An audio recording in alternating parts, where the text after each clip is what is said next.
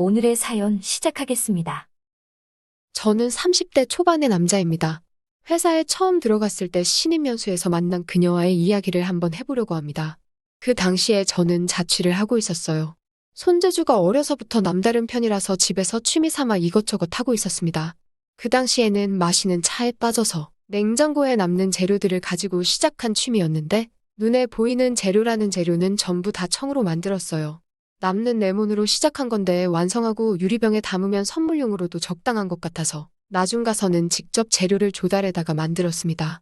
유자청 같은 건 기본이고 생강에 도라지청까지 웬만한 재료들은 전부 다 만들었던 것 같아요. 꿀 싸는 데만 한 달에 몇십만 원씩 쓰고는 했으니까 한동안 정말 다 마시지도 못할 만큼의 청을 만든다고 쓸데없는데 돈 쓰고 있었죠. 그래도 이 취미를 오래 가졌던 이유가 이게 선물용으로는 그만큼 기가 막힌 아이템이었기 때문입니다. 남자들이 이런 거 줘도 안 마시지만 여자들한테는 그렇게 잘 통하는 선물이었어요. 특히 손수 만들었다는 말 한마디를 보태주면 여자들이 의외의 매력이 있다 하는 식으로 저를 다시 보기 시작했고 개 중에 몇 명은 한여름밤만큼 뜨거운 추억을 만들기도 했어요. 이게 다 저희 보잘것없는 취미 생활 덕분이었죠. 친구 중 몇 명은 제 무용담을 들으니 너도 나도 저한테 어떻게 만드는 건지 배워가서 몇 명은 제 덕분에 여자 몇 명을 꼬셨네 하면서 고맙다는 이야기까지 전해 들었습니다. 아무튼 그러다가 제가 드디어 취직을 하게 되었습니다. 대학 졸업하고 고향으로 돌아가지 않고 계속 자취생활하면서 끈기 있게 도전하다 보니 결국에 취직에 성공하게 되었네요. 그리고 오늘 보낸 사연에서의 주인공인 그녀도 만나게 되었지요. 그녀는 신입 연수할 때부터 동기들한테도 예쁘다고 소문이 나 있던 여자였습니다. 연수 때는 말 한마디 붙이지 못했는데 어쩌다 보니 그녀와 저만 단 둘이 같은 부서로 발령을 받게 되었습니다. 연수 때는 말도 못 붙일 정도로 아우라가 대단하고 차가운 인상의 그녀였는데 발령받고 나서 서로 의지할 곳이 없기도 하다 보니까 몇 마디 주고받으며 그녀와 친해지게 되었어요. 실제로 그녀를 겪으면서 차가웠던 첫 인상과는 다르게 그녀는 부침성이 참 좋고 털털한 성격의 소유자였습니다. 그녀는 저보다 나이가 2살이 많았지만 입사 동기이기도 하고 아무래도 서로 같은 부서에 발령받으면서 서로에게 이런저런 도움을 주다 보니 그녀도 저한테 의지를 많이 하게 되더라고요. 그녀는 저를 직장 동료 정도로밖에 생각하지 않았지만 저는 그녀한테 엄청나게 관심이 많은 상태였어요. 고달픈 회사 생활에 그녀와 단둘이 술을 마신 적이 있는데 저의 추파를 느낀 건지 그녀가 3년이나 만난 남자친구가 있다는 사실을 말해줬습니다. 그리고 저랑 있을 때도 자주 자기 남자친구에 대한 자랑을 했었기 때문에 시간이 지나면서 저도 차츰 그녀에 대한 마음을 생각보다 빠르게 접을 수 있었어요. 퇴근 후에 한참 지하철을 타고 집에 가고 있는데 그녀한테서 술이나 한잔 어떠냐는 연락이 왔습니다. 제가 퇴근할 때 그녀는 야근 준비를 하고 있던 것 같았는데 그녀 생각에 자기가 야근을 하니 저도 같이 야근을 하고 있다고 생각했나 봐요. 그녀가 좀처럼 먼저 술 마시자는 제안을 해온 적이 없었기 때문에 저는 거의 집에 다 도착해가는 상황인지라 다시 회사까지 지하철을 타고 가야 하니 조금 고민이 되더라고요. 그리고 그녀가 술을 마시자고 했으니 그녀는 이미 퇴근을 준비 중인 것 같은데 제가 괜히 야근한 척 회사로 돌아가다가 엇갈릴 수도 있고 그녀를 만나러 다시 회사로 돌아간다고 하면 왠지 부담을 가질 것 같아서 그녀에게 솔직하게 사실 저는 일찍 퇴근을 했고 지금 거의 집 근처에 다 와간다고 전화를 했습니다. 그런데 그녀가 웬일로 안절부절 하더라고요. 별다른 이유는 없고 오늘 막 술이 땡기는데 같이 마실 사람도 없어서 제가 생각났다고 하더라고요.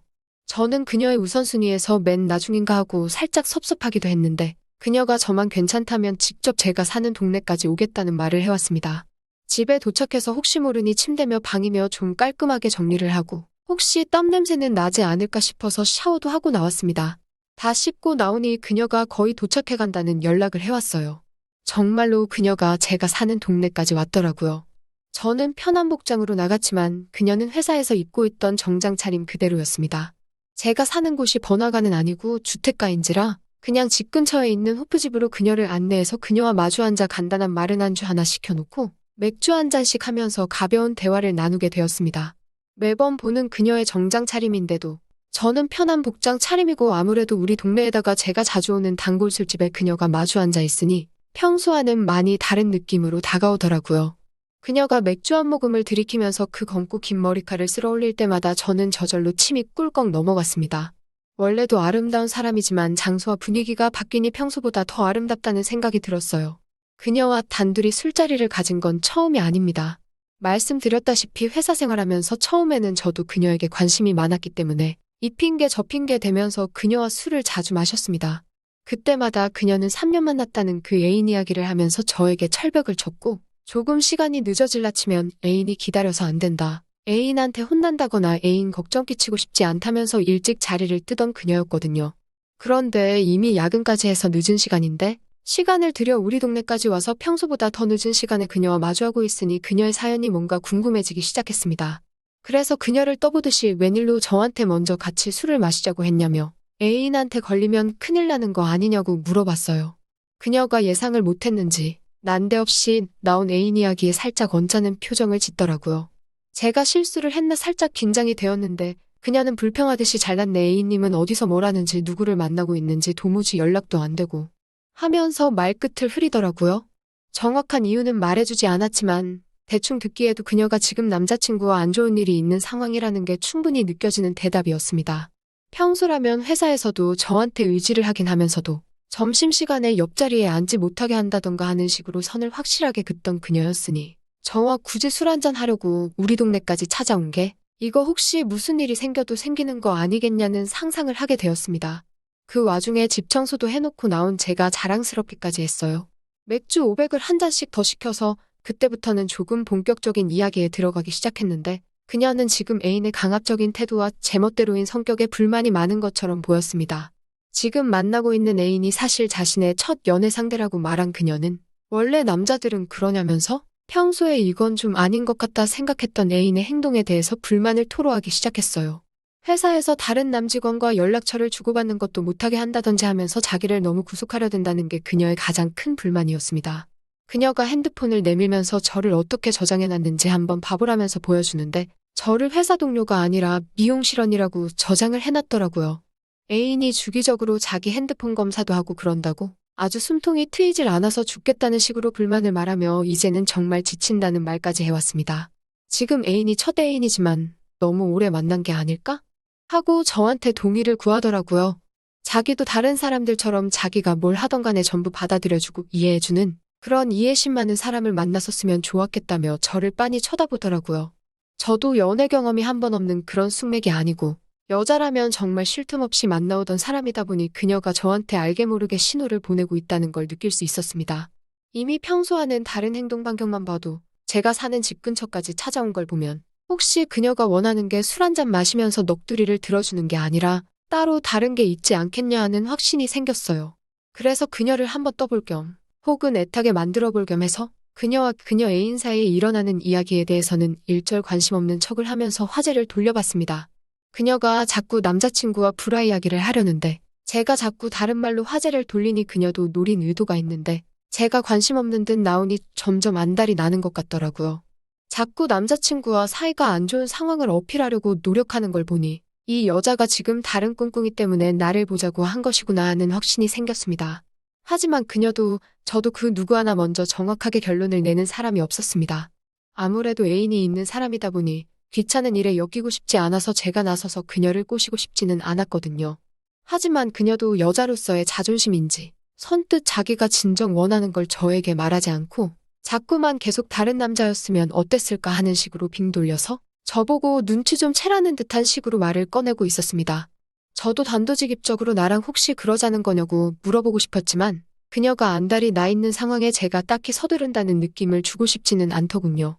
그래서 제가 계속 못 알아들은 척하면서 쓸데없는 이야기만 꺼내다가 번뜩 그녀를 저 혼자 사는 자취방안으로 끌어들일 방법이 생각이 났습니다. 얼마 전 회사에서 그녀가 목감기에 걸렸는지 재채기를 심하게 하던 적이 있었거든요. 그때 마침 제가 마시려고 생강차를 끓여서 회사에 가져갔었는데 그녀한테 양보한 적이 있습니다. 그녀가 그때 마트에서 파는 거랑은 알싸함이 다른데 어디서 산 거냐고 저에게 물어본 적이 있었거든요. 그때 제가 비밀이라고 장난치듯이 대답을 안 해줬고 나중에 좀 가져다 줄 생각이었는데 그게 갑자기 생각이 난 겁니다. 그래서 그녀한테 목감기는 좀 어떻냐고 물어봤어요. 그녀가 제 말에 그때 제가 준 생강차 덕을 톡톡히 봤다고 고마웠다고 하더라고요. 그리고 그녀에게 그 생강차를 만들 때 쓴 생강청을 내가 직접 만들었다는 사실을 알려줬습니다. 그녀가 진짜 제가 만든 거냐고 놀라더라고요. 그래서 생강차 말고도 이것저것 직접 다 만든다고 목감기가 아직 안 나았으면 이따 집에 가서 생강청 좀 덜어주려고 했는데 다 나았으니 잘 됐다고 한마디 했습니다. 집에 가서 덜어준다는 소리에 그녀의 표정이 싹 바뀌더라고요. 그리고 그녀도 제가 그녀가 뭘 원하는지 알고 있다는 걸 이해했다는 표정을 하고 그때부터 마주 앉아 있던 그녀가 화장실을 다녀와서는 제 옆자리에 앉더라고요. 그리고 점점 얼굴을 제 가까이 대는 둥 조금씩 과감해지기 시작했어요. 그때부터 500씩 시켜 마시던 맥주도 소주로 바뀌고 서로 술 기운이 올라 알딸딸해지더라고요. 그러다 그녀의 핸드폰에 알람이 울리기 시작했는데 그녀가 혹시 오늘 수학이 없으면 일찍 집에라도 들어가려고 했는지 막차 시간 알람이 오더라고요.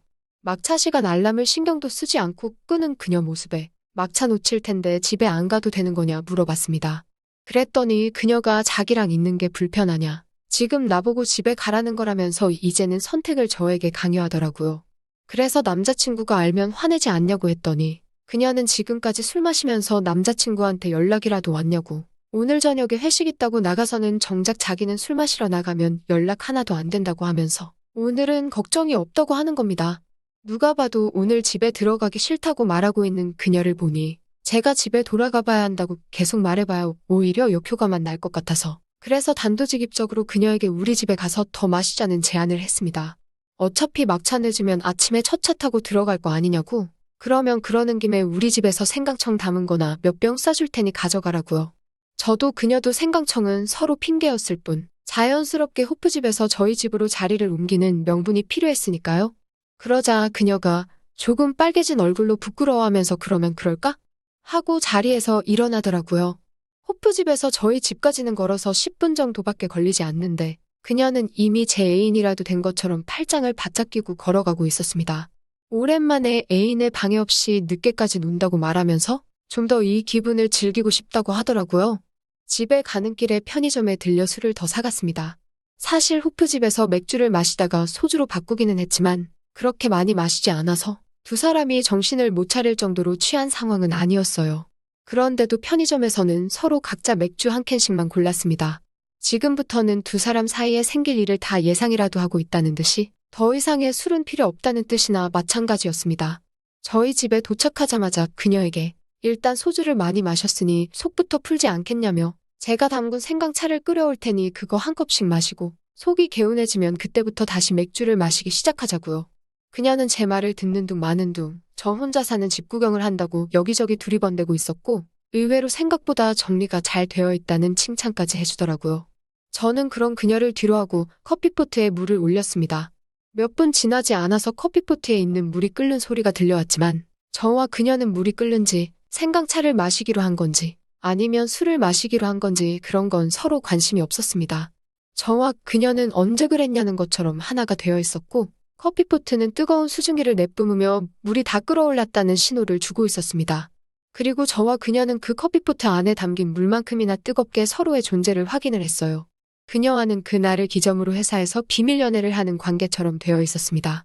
그 이후로 그녀는 거의 매일같이 퇴근길에 정반대 방향인 저희 집까지 와서 시간을 보내고 갔습니다. 하루는 지하철에서 같은 회사 다니는 사람을 마주칠 뻔해서 그 이후부터는 회사에 들킬지도 몰라 둘 다 회사에서 반대편에 있는 숙박업소에서 만남을 가지게 되었고요. 둘이 한참 때라 그런지 조심하면서 만난다지만 언젠가부터는 회사에서 몰래 들키지 않게 저희들의 마음을 확인하는 게 참 스릴이 있더라고요.